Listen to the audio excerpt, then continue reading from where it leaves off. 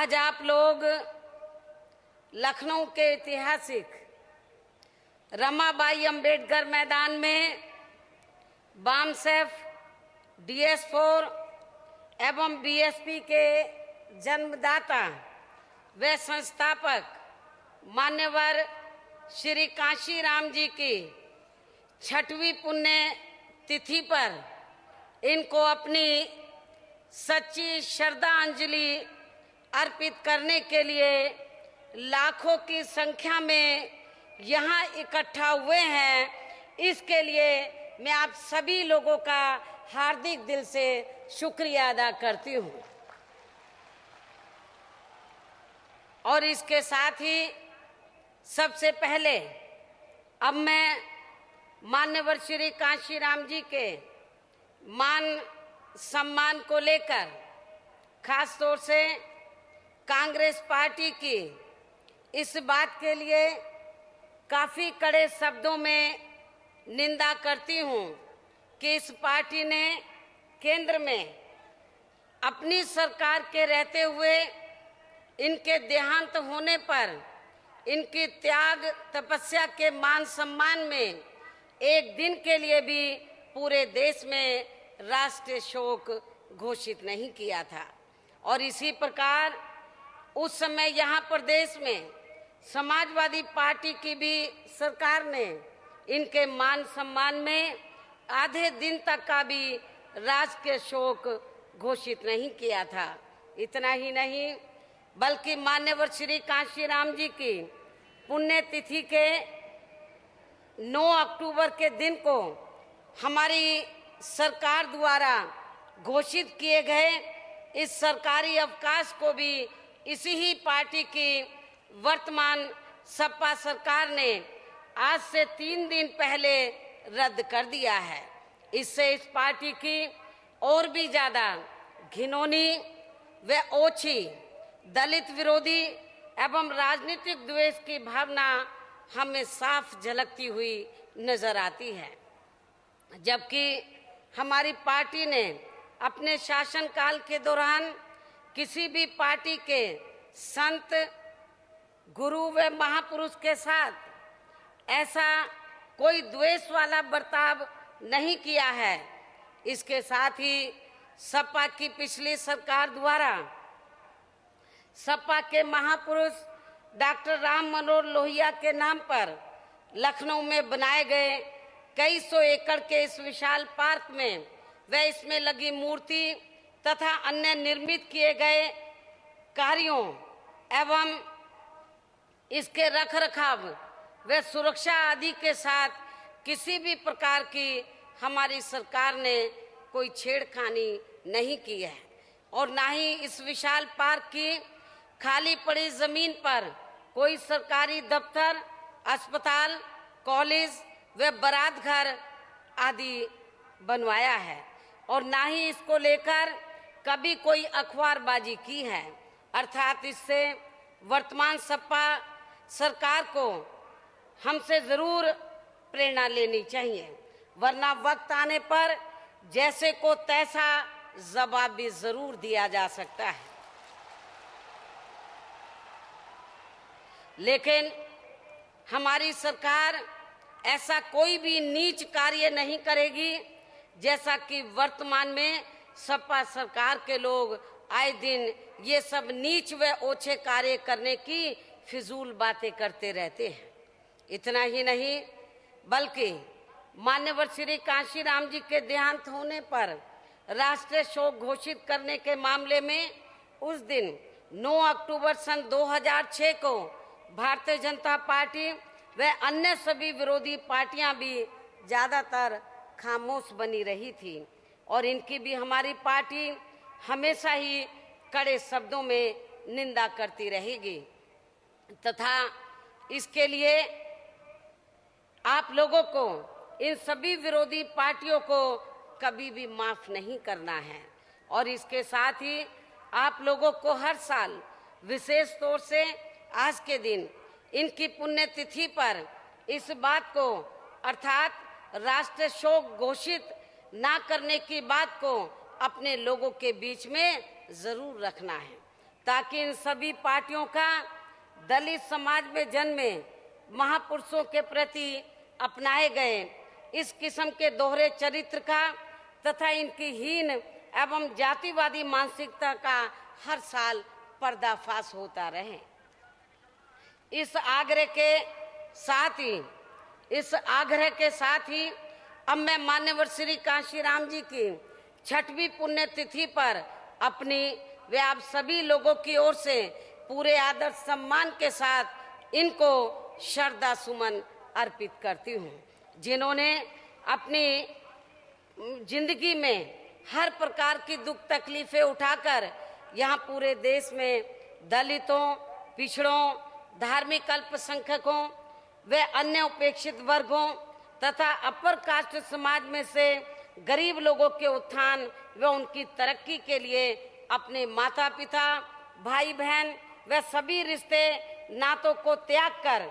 खुद भी अपना परिवार आदि ना बना के अपनी पूरी जिंदगी समर्पित की है और अपने इस उद्देश्य की प्राप्ति के लिए इन्होंने यहाँ दलित एवं अन्य पिछड़े वर्गों में जन्मे महान संतों, गुरुओं व महापुरुषों में भी विशेष तौर से महात्मा ज्योतिराव फूले, छत्रपति शाहू जी महाराज, नारायणा गुरु व बाबा साहब डॉक्टर भीमराव अंबेडकर आदि के जीवन संघर्ष से प्रेरणा लेकर वे उनके बताए हुए रास्तों पर चलकर ही अपनी मूवमेंट को योजनाबद्ध तरीके से खड़ा किया है। इसके साथ ही अपनी इस मूवमेंट को गति देने वे आगे बढ़ाने के लिए इन्होंने अपने खराब स्वास्थ्य को ध्यान में रखकर अपने जीते जी दिनांक 15 दिसंबर सन 2001 को इसकी पूरी जिम्मेवारी मुझे अपना एकमात्र राजनीतिक उत्तराधिकारी बनाकर मेरे कंधों पर सौंप दी थी और फिर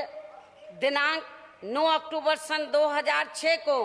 इनकी काफी लंबी बीमारी के चलते ही इनके देहांत होने के बाद से उनकी इस जिम्मेवारी को अब मैं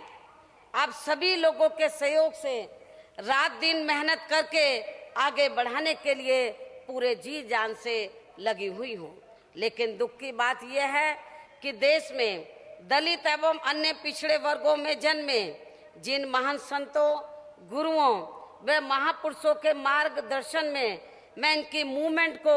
आगे बढ़ा रही हूँ और जिनको हमारी पार्टी के शासन काल में या विभिन्न रूपों में पूरा आदर सम्मान दिया गया है, अर्थात इनके नाम पर अनेकों जिले, यूनिवर्सिटी एवं जनहित की योजनाएं तथा स्मारक, संग्रहालय, मूर्तियां व पार्क आदि बनवाए गए हैं। उन्हें अकेले यहाँ उत्तर प्रदेश में ही नहीं बल्कि पूरे देश में इनके प्रति आज भी जातिवादी मानसिकता व ना समझी रखने वाले लोग आसानी से हजम नहीं कर पा रहे हैं और विशेष तौर से यहाँ वर्तमान समाजवादी पार्टी की सरकार तो इन्हें कतई भी हजम नहीं कर पा रही है, जिसके कारण ही इस पार्टी ने प्रदेश की सत्ता संभालते ही यहाँ इनके नाम से बनाए गए जिले, यूनिवर्सिटी, कॉलेज व अनेकों चल रही जनहित की योजनाओं आदि के नाम एक ही झटके में बदल डाले हैं। इसके साथ ही इस पार्टी की ही सरकार में मेरी खुद की मूर्ति तोड़ने के साथ साथ बाबा साहब डॉक्टर अंबेडकर की तो अभी तक लगभग 2 दर्जन से भी ज्यादा मूर्तियां तोड़ी जा चुकी हैं, जबकि इन्हीं महान व्यक्तित्व के द्वारा बनाए गए संविधान के तहत ही आज हमारा देश चल रहा है। इसके अलावा आज पूरे देश में सर्व समाज में से खास तौर से वर्ण व जातिवादी व्यवस्था के शिकार एवं पीड़ित लोग जो अभी तक भी यहाँ अपनी विभिन्न समस्याओं से जूझ रहे हैं, इनकी सभी समस्याओं के समाधान के लिए बाबा साहब डॉक्टर अंबेडकर ने अपने जीते जी इन दुखी व पीड़ित लोगों को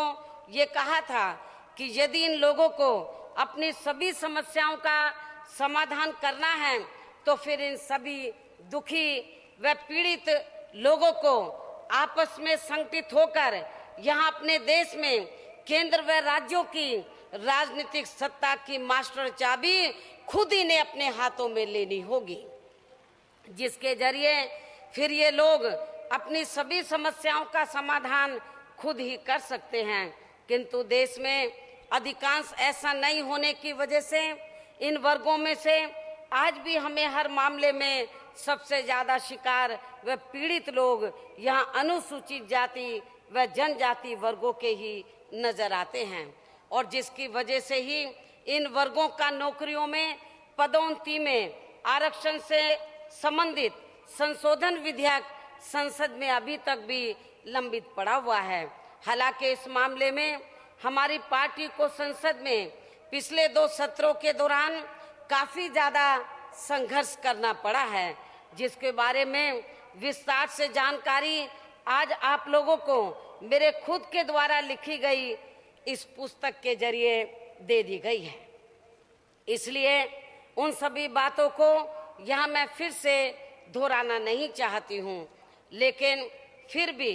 मैं खास तौर से इस बात को यहाँ जरूर दोहराना चाहती हूँ कि इस मामले में विशेष तौर से समाजवादी पार्टी का रवैया संसद में काफी ज्यादा अशोभनीय रहा है, जिसकी पूरे देश में कड़े शब्दों में निंदा की जा रही है। जबकि इस पार्टी के संस्थापक श्री मुलायम सिंह यादव व इनके समाज के लोगों को यहाँ मंडल कमीशन की रिपोर्ट के तहत जो भी आरक्षण व अन्य सुविधाएं मिल रही हैं, तो ये सब देन इस पार्टी के मार्गदर्शक बने डॉक्टर राम मनोहर लोहिया की नहीं है, बल्कि ये सब देन अपने देश में यहाँ दलित समाज में जन्मे अकेले परम पूज्य बाबा साहब डॉक्टर अंबेडकर की देन है, जिन्होंने इन वर्गों के उत्थान व तरक्की के लिए भारतीय संविधान में आर्टिकल 340 की व्यवस्था की है, जिसके तहत ही देश में पहले काका कालेलकर व बाद में मंडल कमीशन का गठन किया गया था, और फिर अंत में मंडल कमीशन की रिपोर्ट के मुताबिक ही यहाँ अपने देश में समूचे अन्य पिछड़े वर्गों के लोगों को शिक्षा एवं सरकारी नौकरियों आदि में आरक्षण व अन्य और भी जरूरी सुविधाएं उपलब्ध हुई हैं, तथा इसी से इनके ओबीसी होने की भी अलग पहचान हुई है। और ये सभी देन दलित समाज में जन्मे अकेले बाबा साहब डॉक्टर अंबेडकर के अथक प्रयासों व संघर्ष की है, वरना आज समाजवादी पार्टी का मुखिया श्री मुलायम सिंह यादव व इनके परिवार के सभी सदस्य यहाँ उत्तर प्रदेश में किसी भी सामंतवादी एवं बड़े जमींदार के खेत व खलिहानों में उनकी गायें भैंसे आदि चराते हुए आप लोगों को नजर आते। इतना ही नहीं, बल्कि इनकी इसी मानसिकता के चलते यहाँ प्रदेश में अकेले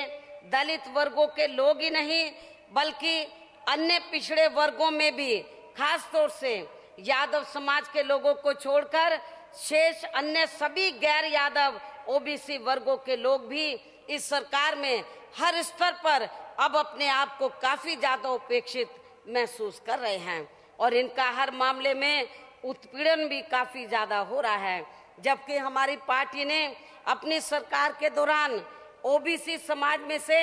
यादव समाज के साथ साथ अन्य सभी ओबीसी की जातियों के हितों का भी हर मामले में व हर स्तर पर एक समान ही पूरा ध्यान रखा है। अर्थात हमारी सरकार ने जातिगत व राजनीतिक द्वेष की भावना से प्रदेश में ओबीसी समाज में से यादव समाज के साथ भी कोई भेदभाव नहीं किया है। इसके साथ साथ प्रदेश में वर्तमान सपा सरकार मुस्लिम समाज के हितों के प्रति भी हमें कोई ज्यादा गंभीर नजर नहीं आती है, जिनके वोटों की वजह से ही खास तौर से ये पार्टी यहाँ सत्ता में आई है। लखनऊ से मायावती की इस रैली को आप सुन रहे थे। सीधे तौर पर समाजवादी पार्टी सरकार के ऊपर निशाना साधा, बल्कि ये कहा जा सकता है कि ऐसी कोई पार्टी नहीं है जिसके ऊपर बरसी नहीं है BSP supremo Mayawati. Samajwadi party सरकार ने जिस तरह से काशीराम की पुण्यतिथि के ऊपर जो छुट्टी थी उसे रद्द किया, उसकी भी आलोचना की है। दोबारा सुनते हैं क्या कह रही हैं। उन्हें भी दलितों की तरह जनसंख्या के आधार पर अलग से आरक्षण दिया जाएगा। ये बात समाजवादी पार्टी ने अपने चुनावी घोषणा पत्र में कही थी। अर्थात समाजवादी पार्टी ने ये कहा था कि इस बार सत्ता में आने के बाद अपने चुनावी घोषणा पत्र के मुताबिक उत्तर प्रदेश में मुस्लिम समाज के लोगों को उनकी आबादी के हिसाब से शिक्षा एवं सरकारी नौकरियों आदि में 18% आरक्षण देगी। लेकिन इस मामले में यहाँ खास ध्यान देने की बात यह है कि अपने इस चुनावी घोषणा पत्र के वायदे पर इस पार्टी की सरकार ने अभी तक भी कोई विशेष कदम नहीं उठाया है। इसके साथ साथ समाजवादी पार्टी ने अपने चुनावी घोषणा पत्र में यहाँ अपर कास्ट समाज में से गरीब लोगों को आर्थिक आधार पर आरक्षण दिए जाने के बारे में भी कुछ नहीं कहा है, जबकि इन सब मामलों में हमारी पार्टी के बारे में ये बात सभी जानते हैं कि हमारी पार्टी व सरकार की हर नीति व कार्यक्रम हमेशा यहाँ सर्वजन हिताय व सर्वजन सुखाय पर ही आधारित रहा है, जिसका भरपूर लाभ प्रदेश में अपर कास्ट समाज के लोगों को भी मिला है। और इसी सोच के तहत ही हमारी पार्टी ने देश में उच्च जातियों के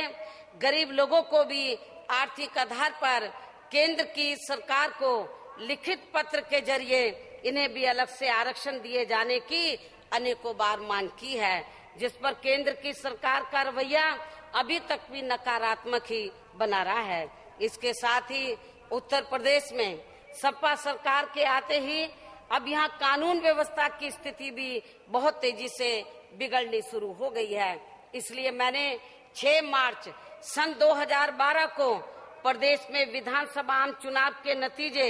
सपा की सरकार बनने के पक्ष में आते ही अगले दिन 7 मार्च को मीडिया के माध्यम से प्रदेश की जनता को ये कहा था कि हमारी पार्टी ने अपने पिछले 5 वर्षों के शासन काल में अपनी सर्वजन हिताय व सर्वजन सुखाय की नीति के आधार पर चलकर उत्तर प्रदेश की जनता को कानून व्यवस्था व अपराध नियंत्रण तथा जनहित व विकास के मामले में हर स्तर पर काफी बेहतरीन सरकार दी है। लेकिन इस लोकप्रिय सरकार के स्थान पर अब यहाँ उत्तर प्रदेश में सपा की सरकार को बनाने वाली प्रदेश की भोली भाली जनता इसके लिए बहुत जल्दी ही पछताना शुरू कर देगी। और ये मेरी कही हुई बात इस सरकार के बनने के 6 महीनों के अंदर ही पूरे तौर से 100% ठीक निकली है। अर्थात अब प्रदेश में वर्तमान सपा सरकार के दौरान हर मामले में व हर स्तर पर कानून द्वारा कानून का राज नहीं बल्कि समाजवादी पार्टी के ज्यादातर ऐसे गुंडों, बदमाशों, माफियाओं व अराजक तत्वों का राज चल रहा है, जिनको अधिकतर हमारी पार्टी ने अपने शासन काल के दौरान जेल की सलाखों के अंदर बंद रखा था और जिन्हें अब इस पार्टी ने सत्ता में आते ही अधिकांश ऐसे तत्वों को जेल से रिहा करवा दिया है। इसके साथ ही इन तत्वों के बारे में यहाँ अति चिंता करने व खास ध्यान देने की बात ये भी है कि अब इन्हीं आपराधिक तत्वों की वजह से ही यहाँ प्रदेश की आम जनता अपने जरूरी कार्यों से भी दिन छिपे के बाद अकेले अपने घरों से आसानी से बाहर नहीं निकल पाती है। और खास तौर से अपनी बहन बेटियों को तो ये लोग दिन में भी किसी जरूरी कार्य से बाहर भेजते समय बहुत ज्यादा घबराते हैं, डरते रहते हैं। इसके अलावा इन्हीं आपराधिक तत्वों के कारण यहाँ आए दिन चोरी, डकैती, फिरौती, अपहरण, लूटमार, बलात्कार व भारी तादाद में हो रही निर्दोष लोगों की हत्याएं आदि की भी ये सभी वारदातें पूरे प्रदेश में चरम सीमा पर पहुंच चुकी हैं। इस प्रकार अब ये उत्तर प्रदेश वर्तमान सपा सरकार में पूरे तौर से क्राइम प्रदेश बन गया है, पूरे तौर से क्राइम प्रदेश बन गया है। इसी प्रकार देश में महिला उत्पीड़न के मामले में हरियाणा कांग्रेस शासित प्रदेश भी अब हरियाणा महिला उत्पीड़न प्रदेश बन गया है और इस मामले में भी इनका सबसे ज्यादा उत्पीड़न इनकी इज्जत आबरू के साथ हो रहा है। अर्थात पिछले कुछ दिनों के अंदर ही यहाँ काफी ज्यादा बलात्कार की घटनाएं हुई हैं और इसी क्रम में हरियाणा प्रदेश में एक दलित लड़की के साथ बलात्कार होने के बाद जब उसे न्याय नहीं मिला तो तब उसने मजबूरी में आत्महत्या कर ली है। जबकि यहाँ उत्तर प्रदेश तो सभी उत्पीड़न के मामले में देश में आज नंबर 1 का स्टेट बन चुका है। उत्तर प्रदेश क्राइम प्रदेश बन चुका है। समाजवादी पार्टी सरकार ने गुंडे रिहा किए जिन्हें बंद किया था। बीएसपी की सरकार के समय अपराध प्रदेश बन चुका है उत्तर प्रदेश। यही नहीं, हरियाणा सरकार पर, वहां पर कांग्रेस की सरकार है और बीते दिनों जितनी बलात्कार की घटनाएं वहां पर बढ़ गई हैं उसके लिए कांग्रेस को भी कटघरे में खड़ा किया। वापस लिए चलते हैं आपको उस रैली में। दिनांक 30 सितंबर सन 2010 को लखनऊ हाई कोर्ट में निर्णय आया था तो तब मेरी सरकार ने केंद्र सरकार का पूरा सहयोग न मिलने की स्थिति में भी यहाँ पूरे प्रदेश में हर स्तर पर शांति व्यवस्था को पूरे तौर से कायम करके रखा था, जिसके कारण ही फिर पूरे देश में भी कोई दंगे फसाद नहीं हो सके थे। और ये हमारी सरकार की कानून व्यवस्था के मामले में अब तक की बहुत बड़ी उपलब्धि रही है। लेकिन यदि यही निर्णय आज सपा सरकार के समय में आया होता तो फिर अकेले अपना उत्तर प्रदेश ही नहीं बल्कि पूरा देश भी यहाँ जबरदस्त सांप्रदायिक दंगों की चपेट में आकर तबाह और बर्बाद हो जाता है। इसके साथ ही यहाँ दुख की बात ये भी है कि प्रदेश में आए दिन बड़ी संख्या में जो भी वारदातें हो रही हैं तो उनकी सपा सरकार में एफआईआर भी मुश्किल से 20% के करीबी केवल दर्ज की जा रही है। इसके साथ ही इन सब मामलों में इस सरकार की खास तौर से दलित विरोधी मानसिकता व इनके प्रतिहीन भावना के चलते ही यहाँ सबसे ज्यादा उत्पीड़न इन्हीं दलित वर्ग के लोगों का हो रहा है। इसके साथ साथ यहाँ दलित वर्गों के कर्मचारी वे अधिकारी भी इस सरकार में छांट कर ज्यादातर महत्वहीन पदों पर भेज दिए गए हैं। इतना ही नहीं बल्कि किसी भी मामले में सही जांच पड़ताल किए बिना ही इन वर्गों के कर्मचारियों व अधिकारियों को यहाँ बड़े पैमाने पर निलंबित व बर्खास्त भी किया जा रहा है, जिनको अंत में फिर तक हार कर अपने न्याय के लिए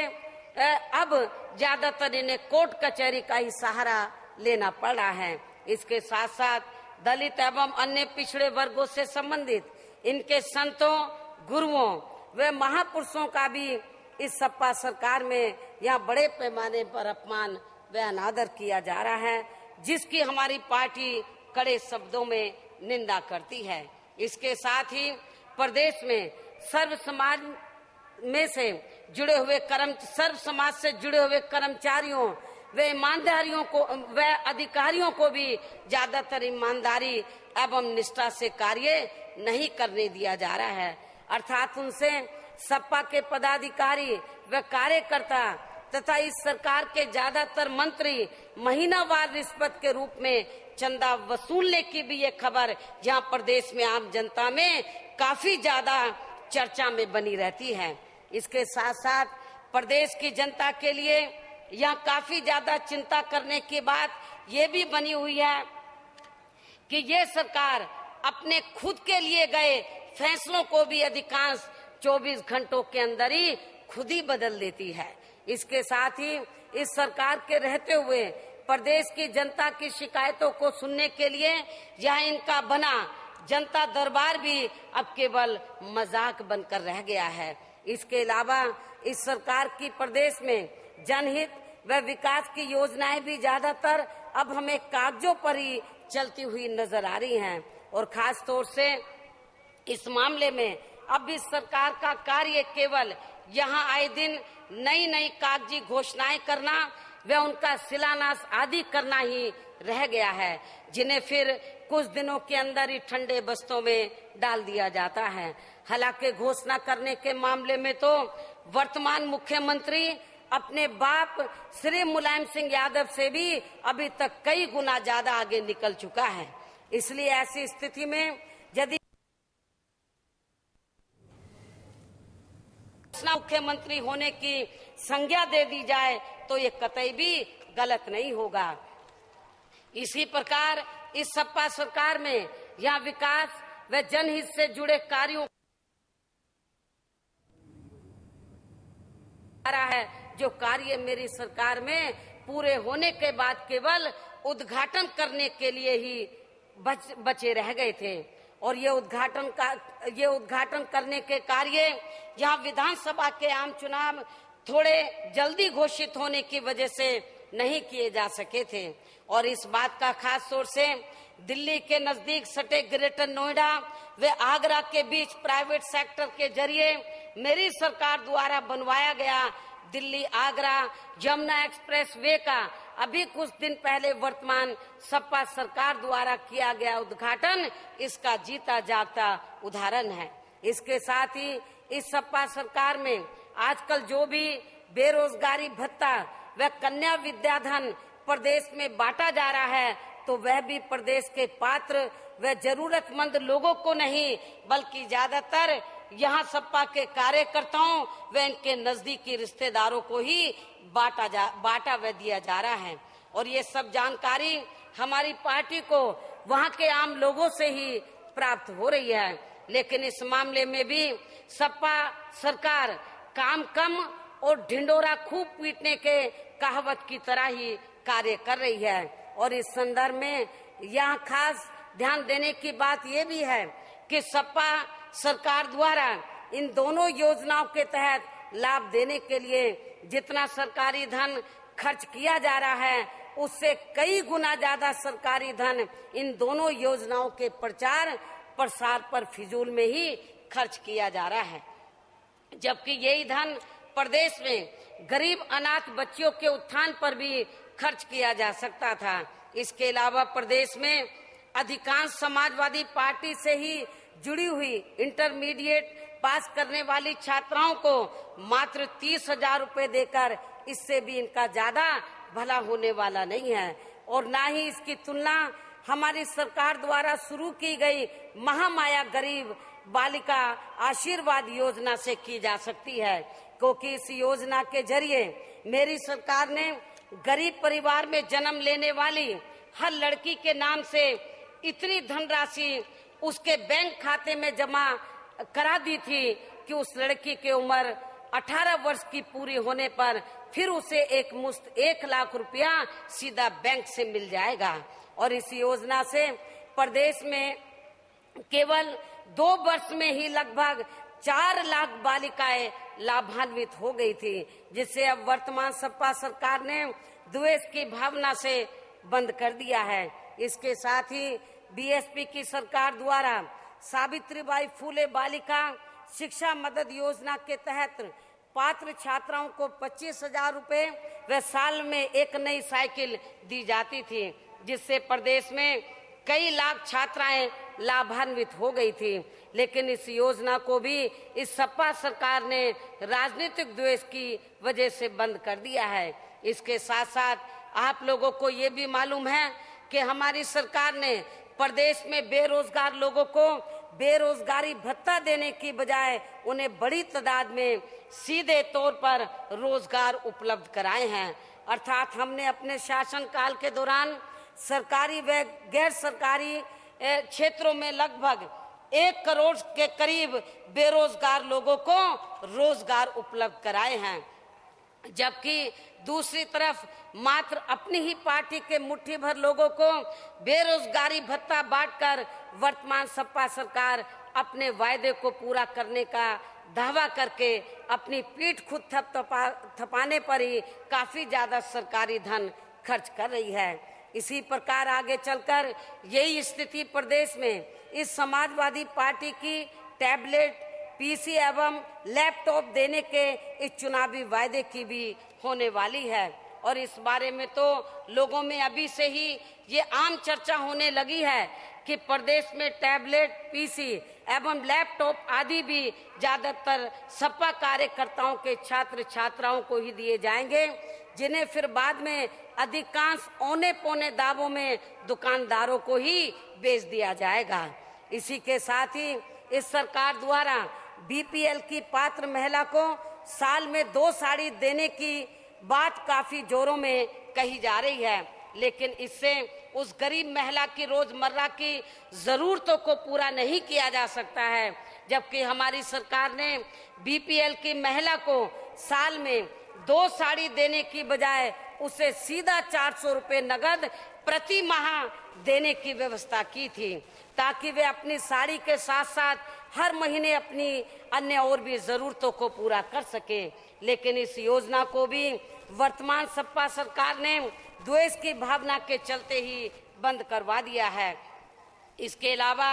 इस सरकार में प्रदेश की जनता, खास तौर से यहाँ बिजली, पानी व स्वास्थ्य आदि की ये सभी जरूरी सेवाएं समय से उपलब्ध ना होने की वजह से ही काफी ज्यादा परेशान है। इतना ही नहीं बल्कि इस सरकार के सभी विभागों में रिश्वत दिए बिना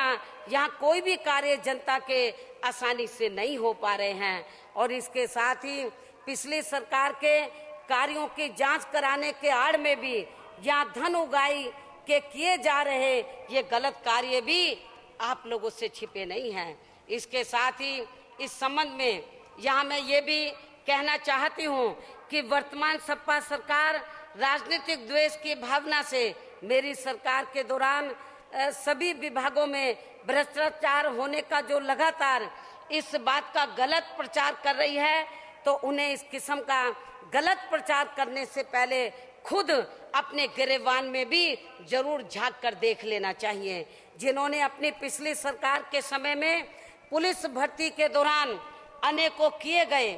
गलत कार्यों की आड़ में बड़े पैमाने पर रिश्वत लेकर काफी करोड़ों का धन इकट्ठा किया था, और जब लोगों की शिकायत पर इस मामले की मेरी सरकार में जांच करवाई गई थी, तो तब इस पार्टी के कई वरिष्ठ मंत्रियों के लिप्त होने से संबंधित सबूत मिलने के बावजूद भी मेरी सरकार ने उनके खिलाफ सीधा कार्रवाई करने की बजाय अकेले उन संबंधित अधिकारियों के खिलाफ सख्त कार्रवाई की थी, जिनके जरिए भर्ती में काफी ज्यादा गलत कार्य करवाए गए थे। हालांकि बाद में उनके आग्रह पर उन्हें चेतावनी देते हुए उनके विभाग ने उन्हें छोड़ भी दिया था। अर्थात इस प्रकरण में मेरी सरकार ने अकेले अधिकारियों के खिलाफ ही इसलिए सख्त कार्रवाई की थी ताकि ये लोग अपनी नौकरी के दौरान आगे चलकर कभी भी किसी भी सरकार के मंत्रियों के कहने पर इस किस्म के गलत कार्य ना कर सकें, और इसमें फिर बाकी अधिकारियों को भी सबक सीखने का मौका मिलेगा। जबकि मेरी सरकार में इस भ्रष्टाचार की बीमारी को दूर करने के मामले में कुछ थोड़ा ही परिवर्तन आ सका था, क्योंकि ये बीमारी पूर्व की सरकारों में यहाँ काफी ज्यादा वर्षों पुरानी हो चुकी थी। लेकिन दुख की बात यह है कि अब इन अधिकारियों को वर्तमान सपा की सरकार में एक वरिष्ठ मंत्री द्वारा खुलेआम ये कहकर फिर से उन्हें भ्रष्ट बनाया जा रहा है कि आप लोग मेहनत से खूब काम करो और इसके बदले में आप लोग थोड़ी बहुत कमीशन भी जरूर ले सकते हैं, तो ये सब चलेगा। ये कौन कहते हैं? ये सपा का एक वरिष्ठ मंत्री कहता है। लेकिन आप लोग अपने विभाग में डकैती नहीं डालना, अर्थात ये कार्य आप लोग हमारे लिए छोड़ देना। इसलिए ऐसी स्थिति में इस सपा सरकार को मेरी सरकार के सभी विभागों में भ्रष्टाचार होने की बात करना इनको ज्यादा शोभा नहीं देता है। जबकि मैंने अपनी सरकार के दौरान ही भ्रष्टाचार के मामले में विभिन्न जांच एजेंसियों की रिपोर्ट का गंभीरता से संज्ञान लेते हुए कुछ मंत्रियों के खिलाफ काफी सख्त कदम उठाए थे, जिसके तहत ही कुछ मंत्रियों को मंत्री पद से हटाकर फिर उनके खिलाफ जांच कराने के भी सख्त आदेश दे दिए गए थे। इसलिए इस संबंध में अब मेरा सपा सरकार को ये कहना है कि यदि सपा सरकार को मेरी सरकार के समय के कुछ मंत्रियों व अधिकारियों के खिलाफ भ्रष्टाचार में लिप्त होने के कुछ और भी पुख्ता वे सही सबूत मिलते हैं तो ये सरकार उनके खिलाफ जरूर सख्त से सख्त कार्रवाई करे और फिर इसका हमारी पार्टी कतई भी विरोध नहीं करेगी, अर्थात इसका स्वागत करेगी। लेकिन यदि इसके स्थान पर सपा सरकार इसकी आड़ में केवल राजनीतिक द्वेष की भावना से ही हमारी पार्टी के लोगों के खिलाफ जानबूझकर कोई भी ऐसी कार्रवाई करती है तो ये परंपरा फिर ठीक नहीं होगी, वरना आगे चलकर इससे भी ज्यादा गंभीर व भयंकर तथा खराब राजनीतिक परिणाम हो सकते हैं, जो अपने देश के मजबूत जनतंत्र व राजनीति के बेहतर भविष्य के लिए ठीक नहीं होगा। कहने का तात्पर्य यह है कि वर्तमान सपा सरकार को किसी भी मामले में अपने विरोधियों के साथ राजनीतिक द्वेष की भावना से कोई भी गलत कार्य नहीं करना चाहिए, अर्थात अपने राजनीतिक लाभ के लिए यहाँ अपने प्रदेश व देश की राजनीति एवं जनतंत्र को दूषित करना नहीं चाहिए।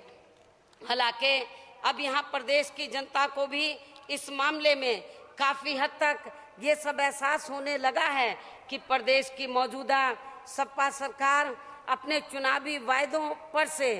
और साथ ही यहाँ की बिगड़ी हुई कानून व्यवस्था की ओर से प्रदेश की जनता का ध्यान हटाने के लिए ये सब मीडिया में इस किस्म की जानबूझकर नाटकबाजी करवा रही है। इसलिए सपा सरकार की इस किस्म की कार्यशैली से आप लोगों को आगे भी सावधान रहना होगा। इसके साथ साथ वर्तमान सपा सरकार में सर्व समाज में से गरीब, मजदूर, बेरोजगार, युवा वर्ग व महिलाएं तथा वकील, कर्मचारी, किसान एवं व्यापारी आदि भी अपनी विभिन्न समस्याओं को लेकर हमें यहाँ प्रदेश में काफी ज्यादा दुखी व परेशान नजर आ रहे हैं और इनकी इन सभी दुख तकलीफों के लिए हमारी पार्टी प्रदेश में खास तौर से यहाँ कांग्रेस पार्टी और भारतीय जनता पार्टी को ही सबसे ज्यादा जिम्मेवार व कसूरवार मानकर चलती है, जिन्होंने बीएसपी की आगे बढ़ रही मूवमेंट को रोकने के उद्देश्य से प्रदेश में इस बार विधानसभा के हुए आम चुनावों में हमारी पार्टी को सत्ता से बाहर रखने के लिए अंदर अंदर सपा के साथ मिलकर ये षड्यंत्र रचा था कि ये तीनों पार्टियां अपनी कमजोर सीटों पर अपना सभी बेस वोट बीएसपी के उम्मीदवार को टक्कर देने वाले अपने में से किसी भी एक मजबूत उम्मीदवार को ट्रांसफर कर देगी। इसी प्रकार इस चुनाव में तीनों विरोधी पार्टियों ने अंदर अंदर आपस में मिलकर अनेकों और भी हथकंडे इस्तेमाल किए थे, जिसकी वजह से ही हमारी पार्टी इस बार फिर सत्ता में वापस नहीं आ सकी है। लेकिन फिर भी यह खास ध्यान देने की बात यह है कि इन सभी साजिशों के बावजूद भी इस बार के चुनाव में सपा और बीएसपी के वोट का कुल अंतर मात्र 24 लाख वोटों का ही केवल रहा है, जो सीटों में ये अंतर 144 का बन गया है। इसलिए ऐसी स्थिति में यहाँ मैं ये भी कहना चाहती हूँ कि यदि कांग्रेस और बीजेपी अपनी कमजोर सीटों पर अपने बेस वोट को सपा के उम्मीदवारों को दिलवाने की बजाय अपने खुद के ही उम्मीदवारों को दिलवा देती तो फिर जितने वोट पिछले बार के चुनाव की तुलना में इस बार हमारी पार्टी को ज्यादा मिले हैं तो फिर उसी से ही सपा की बजाय बीएसपी की सीटें इस बार लगभग 250 तक जरूर पहुंच जाती और फिर यहाँ इस बार भी हमारी पार्टी की ही सरकार जरूर बनती। लेकिन ऐसा नहीं हो सका क्योंकि हमारी पार्टी के खिलाफ सपा, कांग्रेस व बीजेपी इन दोनों पार्टियों ने अंदर अंदर आपस में एकजुट होकर वे साम दाम दंड भेद आदि अनेकों प्रकार के सभी हथकंडे इस्तेमाल करके ये सभी पार्टियां हमारी पार्टी को किसी भी दशा में यहाँ प्रदेश की सत्ता से हटाना चाहती थी और इसका मुख्य कारण केवल यहाँ सर्व समाज में बीएसपी का तेजी से बढ़ रहा जन आधार है, जिसकी मुख्य वजह से ही ये तीनों पार्टियां यहाँ प्रदेश में अपने भविष्य को लेकर काफी ज्यादा चिंतित थी, जिस कारण ही फिर इन तीनों पार्टियों ने अंदर अंदर आपस में मिलकर हमारी पार्टी को सत्ता से हटाने के लिए अपनी सभी कमजोर सीटों पर अपना बेस वोट योजनाबद्ध तरीके से एक दूसरे को ट्रांसफर कर दिया था, जिसकी वजह से ही फिर यहाँ समाजवादी पार्टी सत्ता में आसीन हो गई है। और अब इसका यहाँ काफी ज्यादा नुकसान प्रदेश की भोली भाली जनता को उठाना पड़ रहा है। लेकिन मुझे पूरा भरोसा है कि ऐसी स्थिति में अब प्रदेश की जनता इन तीनों पार्टियों को इस बार के होने वाले लोकसभा के आम चुनाव में इसका इन्हें यहाँ जरूर करारा जवाब देगी। इसके अलावा जहाँ तक देश व देश की जनता के विकास के मामले में केंद्र में इस समय कांग्रेस पार्टी के नेतृत्व में चल रही यूपीए सरकार की अब तक की रही कार्यशैली व गतिविधियों का सवाल है, तो इस बारे में हमारी पार्टी का ये कहना है कि जब से केंद्र में कांग्रेस पार्टी के नेतृत्व में यूपीए की सरकार बनी है, तो तब से लेकर अभी तक इस सरकार की हर स्तर पर गलत आर्थिक व विदेश नीति होने के कारण इस सरकार द्वारा यहाँ सर्व समाज में से गरीबों, दलितों, पिछड़ों, धार्मिक अल्पसंख्यकों तथा किसानों, मजदूरों, कर्मचारियों व व्यापारियों आदि की परेशानियों को बढ़ाने वाले ही अधिकतर जन विरोधी फैसले लिए गए हैं। जैसे उदाहरण के तौर पर केंद्र सरकार द्वारा दलित वर्गों के पदोन्नति में आरक्षण को लेकर अभी तक भी इनकी अनदेखी करना तथा देश में दलित व आदिवासियों की परेशानियों को दूर किए बिना ही उनकी जमीन से उन्हें जबरन बेदखल कर देना, जिसकी वजह से ही अब मजबूर होकर खास तौर से मध्य प्रदेश, छत्तीसगढ़, झारखंड, उड़ीसा व अन्य प्रदेशों के भी लोग अपनी इन समस्याओं को लेकर आए दिन दिल्ली में केंद्र की सरकार के पास चक्कर लगाते रहते हैं, क्योंकि अभी तक भी केंद्र में रही किसी भी पार्टी की सरकार ने इनकी समस्याओं का समाधान नहीं किया है। अर्थात केंद्र में ना ही बीजेपी के एनडीए ने और ना ही कांग्रेस पार्टी के यूपीए ने अपने शासनकाल के दौरान इनकी जमीन व अन्य सभी समस्याओं का समाधान किया है, जिसकी वजह से ही इनमें से कुछ लोग दुखी होकर मजबूरी में अपने देश में ही नक्सली बन गए हैं या फिर अन्य गलत रास्तों पर चलने के लिए मजबूर हो गए हैं। और इसके लिए हमारी पार्टी पूरे तौर से केंद्र में अभी तक की रही सभी विरोधी पार्टियों की सरकारों को ही जिम्मेवार मानकर चलती है। इसी प्रकार देश में पिछले कई वर्षों से हमारे किसान भाई भी नई राष्ट्रीय भूमि अधिग्रहण नीति को बनाने की लगातार बात कर रहे हैं, लेकिन इस पर भी केंद्र की सरकार ने अभी तक भी कोई खास ध्यान नहीं दिया है। इसी के साथ ही माननीय सुप्रीम कोर्ट के कहने के बावजूद भी देश के हर नागरिक को पेट भर खाने की व्यवस्था सुनिश्चित करने के लिए अभी तक भी केंद्र की यूपीए सरकार ने राष्ट्रीय फूड सुरक्षा गारंटी अधिनियम बनाकर इसे पूरे देश में लागू नहीं किया है। इसके अलावा केंद्र सरकार की गलत नीतियों के कारण देश में लगातार बढ़ती हुई महंगाई के साथ साथ डीजल की कीमत में 5 रुपए प्रति लीटर की बढ़ोतरी करने से जहां एक तरफ किसान और खेती काफी ज्यादा प्रभावित होंगे, वहीं दूसरी तरफ इसका सीधा बुरा प्रभाव आम आदमी के रोजमर्रा के जीवन पर भी जरूर पड़ेगा, क्योंकि डीजल के दाम में वृद्धि करने से सभी प्रकार के आवश्यक वस्तुओं के लाने व ले जाने के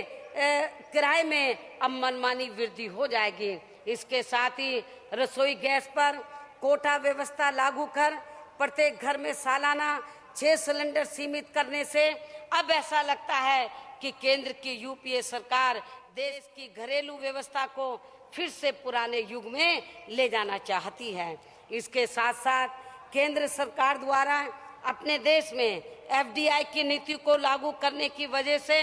या मल्टी ब्रांड रिटेल में विदेशी पूंजी निवेश स्थानीय अर्थव्यवस्था के लिए काफी ज्यादा घातक सिद्ध होगी। किंतु हमारी पार्टी के इस स्टैंड के बारे में केंद्र सरकार का कुछ उल्टा ही तर्क है, जिस पर भी हमारी पार्टी की काफी पैनी नजर लगी हुई है। अर्थात यदि केंद्र की सरकार के हिसाब से अपने देश में एफडीआई की नीति लागू करने से यहाँ के किसानों व छोटे छोटे कारोबार में लगे लोगों तथा यहाँ की आम जनता के हितों के साथ साथ अपने देश की भी अर्थव्यवस्था में काफी कुछ सुधार आ जाता है, तो फिर हमारी पार्टी आगे चलकर इसका जरूर स्वागत करेगी। लेकिन इन सब मामलों में इसका कोई भी अच्छा रिजल्ट देखे बिना ही फिलहाल आज की वर्तमान स्थिति में हमारी पार्टी एफडीआई की नीति का समर्थन नहीं करेगी। और इसके साथ साथ यहाँ दुख की बात ये भी है कि देश में गरीब एवं मध्यम वर्गों के लोगों की परेशानियों को समझने व इनकी सभी समस्याओं का हल निकालने की बजाय केंद्र सरकार का इस बारे में ये कहना कि पैसा पेड़ों पर नहीं लगता है, पैसा पेड़ों पर नहीं लगता है, अर्थात केंद्र की सरकार पेड़ों से पैसा तोड़कर देश में जरूरी वस्तुओं की बढ़ी हुई कीमतों को कम नहीं कर सकती है और ना ही ऐसी स्थिति में अपने देश की खराब अर्थव्यवस्था को ठीक कर सकती है। लेकिन केंद्र सरकार के इस कथन से हमारी पार्टी बिल्कुल भी सहमत नहीं है, क्योंकि देश की जनता को इस प्रकार का जवाब देने से केंद्र की सरकार अपनी जिम्मेवारी से पीछे नहीं हट सकती है। और यदि वास्तव में केंद्र की सरकार चाहे तो वह इन सभी समस्याओं का हल भी जरूर तलाश सकती है, बशर्ते केंद्र की सरकार अपने देश के गरीबों एवं मध्यम वर्गों के लोगों की परेशानियों को ठीक ढंग से समझे। जबकि इस बारे में हमारी पार्टी का केंद्र की सरकार को ये कहना है कि केंद्र की सरकार इस समय अपने देश की खराब चल रही अर्थव्यवस्था को ठीक करने के लिए इसका पूरा बोझ एक तरफा यहाँ के गरीबों एवं मध्यम वर्गों के लोगों के ऊपर डालने की बजाय इसका कुछ बोझ अपने देश के बड़े बड़े पूंजीपतियों व धन्ना सेठों पर भी जरूर डाल सकती है, जिनको ये सरकार समय समय पर आर्थिक मजबूती देने के लिए इनकी काफी ज्यादा मदद करती है। हालांकि इस मामले में कांग्रेस पार्टी के साथ साथ बीजेपी एंड कंपनी के लोग भी अपने अपने फायदे में अक्सर अंदर अंदर आपस में मिले रहते हैं, क्योंकि चुनावों में इनकी आर्थिक मदद से ज्यादातर ये पार्टियां अभी तक यहाँ सत्ता में आती रही हैं। इसके साथ ही केंद्र सरकार को देश की खराब अर्थव्यवस्था का बोझ यहाँ गरीब एवं मध्यम वर्गों पर डालने की बजाय अर्थात इन वर्गों की रोजमर्रा की जिंदगी में इस्तेमाल होने वाली जरूरी वस्तुओं के दाम बढ़ाने की बजाय इन्हें ज्यादातर यहाँ विलासिता की वस्तुओं के दाम बढ़ाकर ही अपने आर्थिक घाटे को ठीक करना चाहिए। इसी ही प्रकार ऐसे और भी अनेकों रास्ते निकाले जा सकते हैं। लेकिन इन सब बातों की तरफ केंद्र की सरकार के साथ साथ अन्य सभी विरोधी पार्टियों का भी ध्यान नहीं जाता है। ऐसी स्थिति में अब हमें इन सब के बारे में जरूर गंभीरता से सोच विचार करना होगा। इसके अलावा वर्तमान केंद्र की सरकार में अनेकों हुए बड़े बड़े घोटाले, जिसमें कॉमनवेल्थ घोटाला, 2G घोटाला व कोयला आवंटन घोटाला आदि के साथ साथ यहाँ का करोड़ों अरबों की तादाद में विदेशों में जमा काले धन पर भी इस सरकार का अभी तक बना हुआ ढुलमुल रवैया होने की वजह से ही यहाँ अपने देश में हर स्तर पर फैले हुए भ्रष्टाचार को भी काफी ज्यादा बल मिला है। और इन सब की वजह से ही इस सरकार में अभी तक भी यह लोकपाल बिल पास नहीं हो सका है। ऐसी स्थिति में अब हमारी पार्टी को मजबूर होकर देश व जनहित में कल 10 अक्टूबर को लखनऊ में पार्टी की राष्ट्रीय कार्यकारिणी की बैठक बुलानी पड़ी है। और इस बैठक में खास तौर से इस बात के लिए पुनर्विचार किया जाएगा कि अब हमें केंद्र की यूपीए सरकार को आगे के लिए अपनी पार्टी का समर्थन जारी रखना है या नहीं रखना है। लेकिन इन सब परिस्थितियों को देखकर ऐसा हमारी पार्टी को जरूर लगता है कि इस बार देश में लोकसभा के आम चुनाव समय से पहले भी जरूर हो सकते हैं। इसलिए ऐसी स्थिति में अब आप लोगों को अपनी पार्टी के अधूरे पड़े संगठन को रात दिन मेहनत करके बहुत जल्दी ही इसे पूरा करना है। और इसके साथ ही सर्व समाज में अपनी पार्टी के जनाधार को भी युद्ध स्तर पर काफी तेजी से आप लोगों को आगे बढ़ाना है। लेकिन सब अभियान के दौरान आप लोगों को हमेशा की भांति सभी विरोधी पार्टियों के साम दाम दंड भेद आदि अनेकों हथकंडों से भी जरूर सावधान रहना है।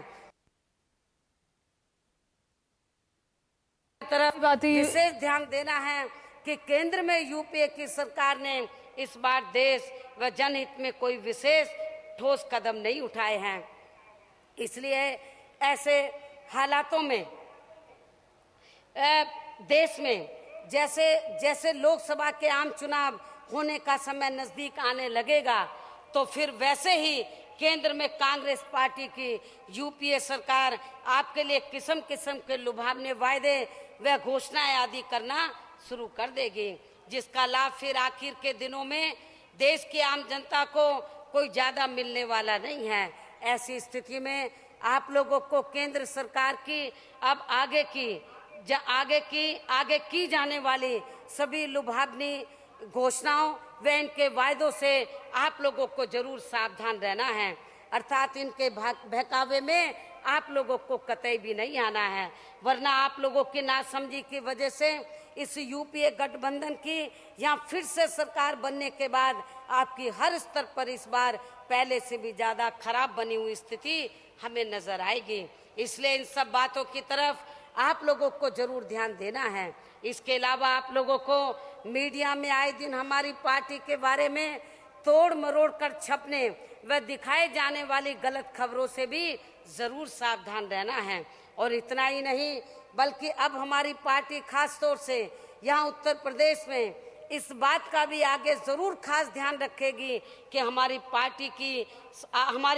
की आगे सरकार बनने के बाद किसी न किसी के माध्यम से जो आपराधिक व भ्रष्ट प्रवृत्ति के लोग हमारी पार्टी में शामिल हो जाते हैं, जिनसे हमारी पार्टी की काफी ज्यादा छवि खराब होती है, ऐसे लोगों के प्रवेश पर भी हमारी पार्टी आगे काफी सख्ती से रोक लगाएगी। आप लोगों को ये भी वायदा करती हूँ कि प्रदेश में जब आगे चलकर हमारी पार्टी की सरकार बनती है, तो तब इस मामले की अर्थात जिन्होंने इस महारैली को फेल करने के लिए किस्म किस्म की कोशिश की है, हथकंडे इस्तेमाल किए वर्तमान सपा सरकार ने, और जिन पुलिस और प्रशासन के लोगों ने सपा सरकार के कहने पर हमारी रैली को फेल करने की पूरी कोशिश की और हमारी रैली को फेल करने के लिए पूरी ताकत झोंक दी है, तो आज मैं आप लोगों को ये वायदा करती हूँ इस बारे में कि प्रदेश में जब आगे चलकर हमारी पार्टी की सरकार बनती है, तो तब इस मामले की उच्च स्तरीय जांच बैठाई जाएगी और जांच की रिपोर्ट में जो भी अधिकारी दोषी पाए जाएंगे, तो फिर उनके खिलाफ कानून की सख्त धाराओं के तहत काफी कड़ी से कड़ी कार्रवाई की जाएगी। और तब फिर उस समय श्री मुलायम सिंह यादव व उनका बेटा इनको किसी भी कीमत पर बचा नहीं पाएगा। लेकिन खुशी की बात यह है कि इसके बावजूद भी वर्तमान गवर्नमेंट ने आपकी रैली को फेल करने के लिए किस्म किस्म के हथकंडे अपनाए, आपकी गाड़ियों को कई किलोमीटर तक दूर रोका, रेलगाड़ियों को बीच में रोका, जो लोग आ रहे थे उनको परेशान किया। लेकिन मैं आपको ये बताना चाहती हूँ, ये सारी दुख तकलीफें उठाने के बावजूद भी आप लोग लगभग 9-10 लाख की तादाद में यहाँ हर प्रकार की दुख तकलीफें उठाकर आप लोग यहाँ पर मुझे सुनने के लिए अनुशासित तरीके से यहाँ पहुँचे हैं। इसके लिए मैं आप लोगों का बार बार हार्दिक दिल से शुक्रिया अदा करती हूँ। इसके साथ साथ उत्तर प्रदेश के अलावा उत्तर प्रदेश के बाहर के प्रदेशों से भी बड़ी तादाद में हमारे लोग आए हैं और बाहर के प्रदेशों में से सबसे ज्यादा लोग महाराष्ट्र प्रदेश के आए हैं।